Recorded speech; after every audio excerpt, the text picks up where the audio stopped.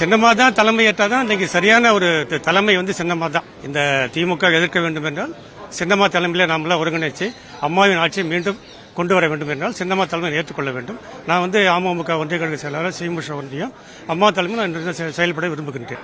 எடப்பாடி பழனிசாமி கூட போனதால நான் மீண்டும் அது சின்னம்மா தலைமை நம்ம ஒன்று சேர்ந்து கழக ஆட்சி கொண்டு வர வேண்டும் என்று நான் விரும்புகின்றேன். சின்னம்மா காட்டுறவங்க இன்னைக்கு வெற்றி பெற வாய்ப்பு இருக்குன்னா இந்த அடிமட்டத்திலிருந்து அவங்க சின்னம்மா இந்த கட்சியினுடைய வளர்ச்சிக்கு உறுதுணையா இருந்தாங்க. அவங்க மீண்டும் வர்றாங்க. அவங்க பின்னால் நாங்கள் அணிவகுத்து நிற்கிறதுக்கு தயாரா இருக்கிறோம். புரட்சி தாய் சின்னம்மா அவர்கள் தலைமையேற்று இன்றைக்கு புரட்சி தலைவி அம்மா ஆட்சி அமர வேண்டும் என்றால் புரட்சி தாய் சின்னம்மா தலைமையிலே நம்ம இயங்க வேண்டும் என்ற குறிக்கோளோடு இன்றைக்கு அம்மாவோடு நான் சேர்ந்திருக்கின்றேன். அம்மா மக்கள் முன்னேற்ற கழகம் எந்த நோக்கத்திற்காக பயணப்பட்டதோ அந்த நோக்கம் இன்றைக்கு நிறைவேறவில்லை என்றதால் நான் இந்த தாய் கழகமான சின்னம்மா தலைமையிலே நான் இன்றைக்கு பணிபுரிய இங்கே வந்துள்ளேன். அம்மாவை பார்க்க வந்தேன். அந்த கட்சியினுடைய நிலைப்பாடு எடப்பாடி கூட போறதால எங்களுக்கு பிடிக்கல. அதனால இன்னைக்கு அம்மா சின்னம்மா தலைமை நாங்கள் சேர்ந்துட்டு நாங்கள் சேர்ந்திருக்கோம். ஏற்கனவே சந்திச்ச நிர்வாகிகள் அவங்க அமமுக நீக்கிற போறாங்க. நாங்கள் அதில் ஒன்றும் இல்லை, அதில் ஒன்றும் அவசியம் இல்லை.